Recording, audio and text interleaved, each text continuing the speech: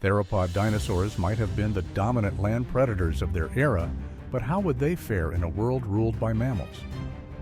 This video takes theropods from North America and analyzes how they would survive from the Paleocene epoch to the Ice Age. Specifically, we'll explore four major challenges that theropods would face in the Cenozoic era: the rodent problem, the mammoth problem, the weather problem, and the human problem. We'll bring thousands of theropods from their era and drop them into different periods of the Cenozoic to see how they might adapt and survive. First, we have the agro group, theropods specializing in mid-sized to small prey. Though not megatheropods, they're iconic and deserve a spot here.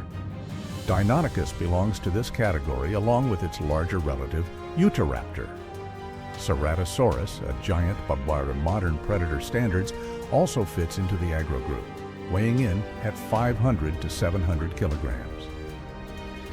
Next are the mid-range players. These theropods aren't just hunting small prey, they're capable of taking down large animals. The perfect example here is Allosaurus, leading a group of Tyrannosaurids, including Albertosaurus, Teratophonius, Daspletosaurus, Lythronax, and Nanoxaurus, if valid, blending speed and power. The rest of the team falls into the battlecruiser level. Predators the Cenozoic would consider demons. Seat's Microrum might belong here, though its size and exact classification remain a mystery. Solid additions include Torvosaurus tanneri, one of Morrison's terrors, Acrocanthosaurus atokensis, the sail-backed Carcharodontosaurid that roamed the continent, Saurophaganax maximus, the giant allosaurid that hunted Jurassic sauropods, Tyrannosaurus macraensis, the southern tyrant, and Tyrannosaurus rex, the king lizard. North America, recovering from the asteroid impact, was warm and temperate, covered in dense forests. Global average temperatures hovered around 24 to 25 degrees Celsius, similar to much of the Mesozoic, with flowering plants being common. The Paleocene was actually quite diverse, considering the devastating impact of the asteroid. Even large predators emerged, including Ancalagon, the black cough, Ancalagon sorinathus, a bear-sized mesonychid from New Mexico. There was a trend of bear and wolf-like predators from various families, including Arctocyon, Paleonyctus, and Trachodon. Mammals quickly evolved predators on the scale of today's largest land carnivores, but they never got significantly larger. At least in the Paleocene, it didn't make sense to get bigger. The food supply simply wasn't there. Early primate relatives didn't provide much incentive to grow large, and even the largest animals of that period, like the 300 kilograms Uintathere probathiopsis, wouldn't support predators on a grander scale. Peripticus, a cat-sized omnivore, and Psittacotherium, a dog-sized burrower, offered some snack options but weren't easy to catch. The lack of a food supply that prevented giant mammalian predators from evolving would be a significant thorn in the side of the invading theropods. Many invading theropods were already larger than any animal in the Paleocene and would have the metabolic demands to match. The dense forests covering North America wouldn't offer much room to maneuver, which would be both a curse and a blessing. The theropods would be cramped, but it would also make ambushes much easier for the team. Probathiopsis would become the equivalent of a Happy Meal, with a relatively large body size and lack of weaponry, but still too small to sustain anything Allosaurus-sized or larger. Selective pressures would force theropods to downsize and increase agility to succeed in the dense forest. Agro-dinosaurs, especially Dromaeosaurs, were already perfectly sized to take advantage of the available food and would likely become the dominant predators in the region. Some might develop adaptations for burrowing or climbing to pursue challenging mammals. Agrotheropods would dominate as apex predators, thriving on native populations while their larger teammates starved. Next, we move into the Eocene, spanning 32 million years and fluctuating between 23 to 28 degrees Celsius.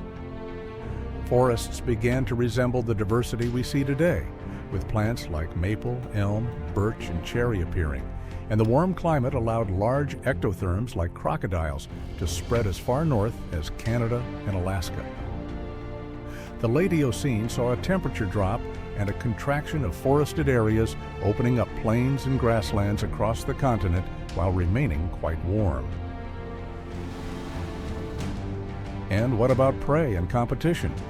Luckily, the Eocene offered a much more extensive menu for the theropod team. Early beavers, while not ideal prey for land-adapted hunters, were still awesome and worth mentioning. For actual diets, the Eocene had sheep-sized artiodactyl herbivores like Agriotherium, perfect for smaller dromaeosaurs. Entelodonts and pseudohippos emerged, and though potentially dangerous, their 200 kilograms bodies would be snacks for most invaders.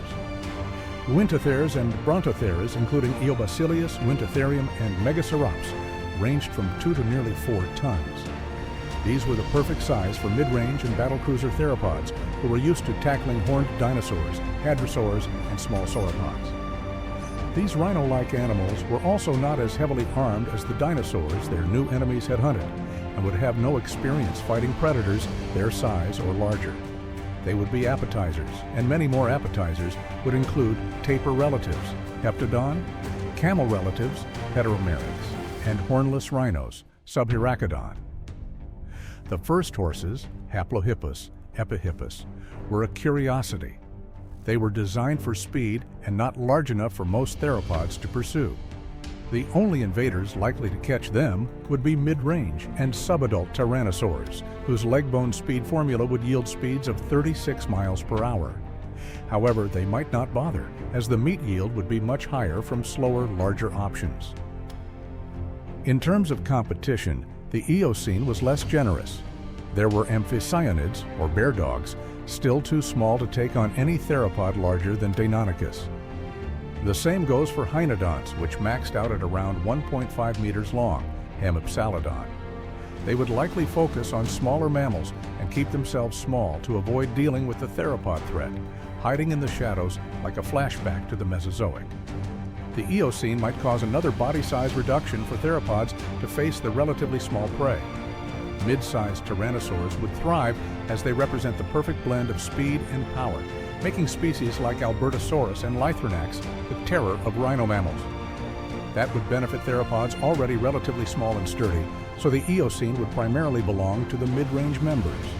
The next test would be the Oligocene. Running from 34 to 23 million years ago, the weather was a bit cooler than previous periods, with global average temperatures at 22 to 24 degrees Celsius. There was a cooling event early in the Oligocene that prompted the development of ice sheets, followed by gradual warming. Grasslands and prairies became common, allowing for the radiation of large herbivores, a good sign for our theropod friends. Deciduous forests also dominated in the mid-Oligocene, so there was a mix of habitats to adapt to. The more diverse the habitats, the better the hunting opportunities, at least theoretically. The giant mammals of the Eocene had vanished, replaced by rhinos like Dicerotherium, maxing out at a ton. Entelodonts, tapirs, Collodon, and amphicyonids were still around, along with the first bears, Cephalogale. Camels resided in North America, and oreodonts, medium-sized, herbivorous mammals, were everywhere. Some lived in herds, making them excellent food choices for smaller theropods. At least the competition didn't get any harsher, except for Thecachampsa, a gharial relative that would menace the waterways. If anything, the Oligocene would be tougher for the theropod team. There was less food for the battlecruisers than before, so holding ground would depend on aggro and mid-range.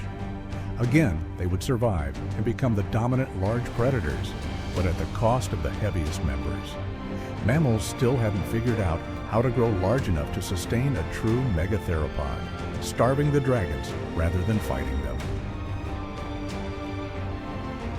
Those changes happened during the Miocene, running from 23 to 5 million years ago. Cooler than the early Cenozoic, it was only 3 to 4 degrees Celsius, warmer than today. And I know you're excited to see how theropods will handle the dangers of the Ice Age, and so am I.